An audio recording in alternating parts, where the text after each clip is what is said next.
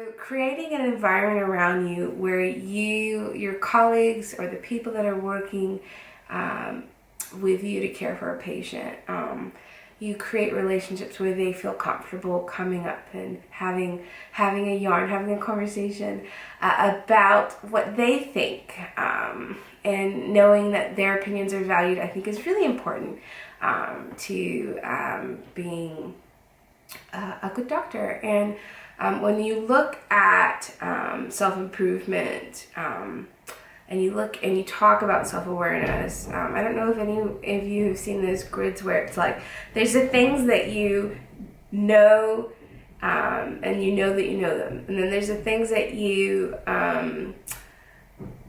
know that you need to work on, or you know that you don't know, and then there's the things that you don't think you know, but you kind of do know. And then there's the things that you don't know that you should know.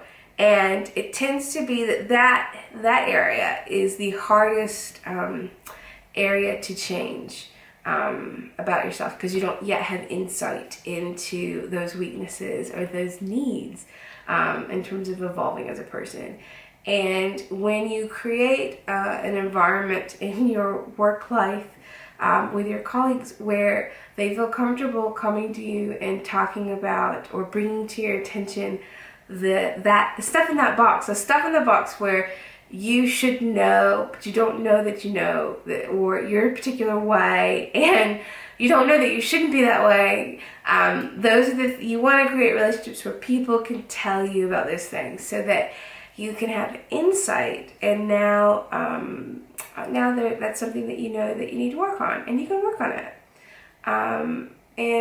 That process, being self-aware and being able to identify the ways that you should improve when maybe you haven't been able to identify them, I think is vital. It's a vital part of being a good doctor or a good healthcare clinician. And it's a vital part of being a good human and growing as a person. And I've been reflecting back on that process for me, because the not that studying all the time for exams so that you can demonstrate your clinical knowledge and your clinical competency hasn't been hard. It certainly has, but it's much more straightforward in terms of, you've got a fellowship exam or a board exam. You know what you need to do to put in the time to pass, to learn. You either know how to do a procedure or you don't, and you just learn that. You find someone to show you, and then you do it, and then you do it again, and then you become a lot more competent. That's a bit more straightforward, and I don't know that is as emotionally draining as the other stuff. Constantly challenging the lens through which you see the world, because that really impacts how you see patients living their life, their decision making, and their process of behavioral change. And then working on the aspects of yourself that impact how you work as a team, and how you provide patient care, and how you treat patients, and those things about you that are good and bad that make you, no one's perfect, those imperfections about you that you want to improve and change, so that you can grow and evolve as a person, and grow and evolve in your work. And that, one of the things that's, I don't know if it's unique to healthcare, but certainly I think what's unique to healthcare is the impact that they can have on other people's lives is very different to other professions. If you have a difficult personality, and you work in business, people just don't like you. You're difficult.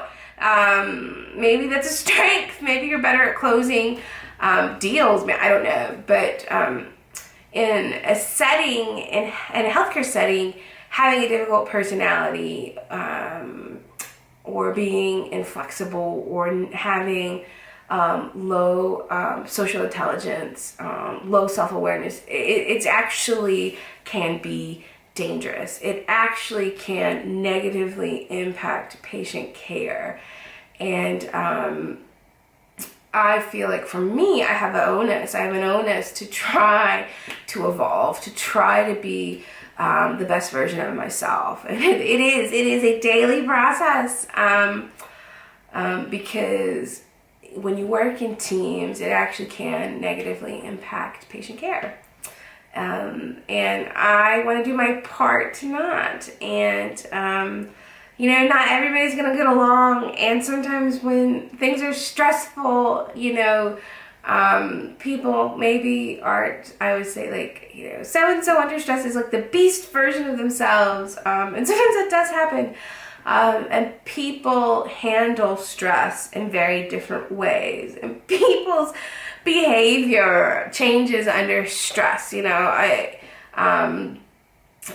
that's something to consider. Not everyone is happy and bubbly or calm when someone comes in and is unconscious or is seizing or has just had a heart attack or has just attempted it in their life. People change. And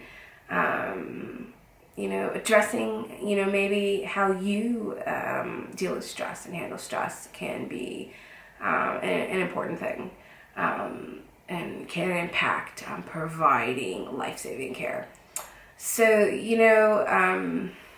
I guess if I was looking back and I had to give myself, my younger self, medical student self, advice about what do you think are some of the most important things you could do to be a good doctor, I would say make sure you are self-aware, develop self-awareness, cultivate relationships with the people around you where you feel comfortable communicating openly with each other about anything, and that it's a safe space. It's a safe space to do so.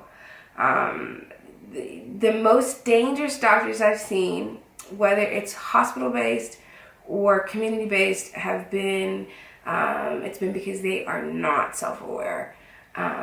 They have low social intelligence, and they're not self-aware, and they don't cultivate relationships with other people that allow for the people in their life to help them grow.